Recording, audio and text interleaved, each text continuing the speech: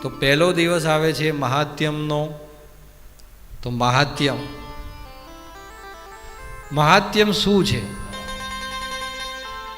કે જ્યાં સુધી મહાત્મ્ય કોઈ વસ્તુનું આપણે જાણતા નથી. બે વાટકી મૂકી હોય અને એક વાટકીની અંદર બુરું મૂક્યું હોય તમે, અને એક વાટકીમાં તમે મીઠું મૂક્યું,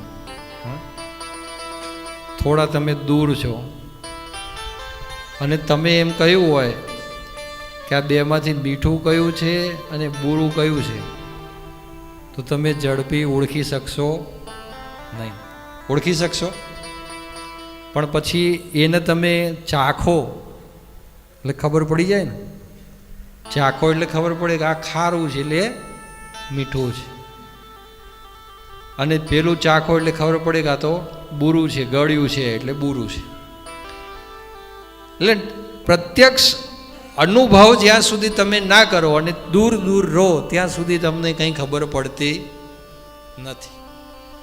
પણ જ્યારે ભગવાનનું મહાત્મય આપણે સાંભળીએ કે ભગવાન કેટલા દયાળુ છે, કેટલા ગુણવાન છે,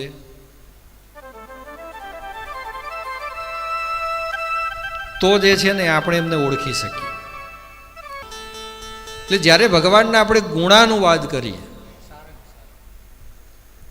ત્યારે ભગવાનનો પરિચય થાય છે આપણને. તમે કોઈ પણ માણસના ખાલી વખાણ સાંભળ્યા હશે ને ત્યાં સુધી તમને સારા સારા લાગશે. વખાણ સાંભળ્યા હોય ત્યાં સુધી સારા લાગે, પણ તમે એની સાથે કામ કરો ને, એની સાથે રહો, એની સાથે કામ કરો,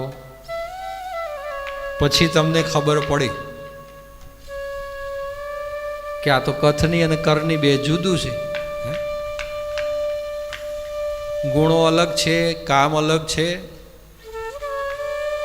અને બહાર જે છે એ આપણે જે ગુણો સાંભળે એમાંનું કંઈ છે જ નહીં.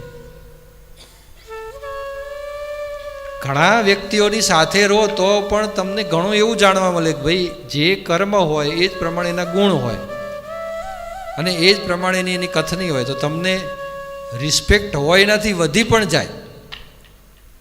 જે તમારું આદર સન્માન જે હોય એનાથી તમારું વધી પણ જાય, અને ઘણીવાર તમે સંપર્કમાં આવ્યા પછી આદર સન્માન જતું પણ રહે,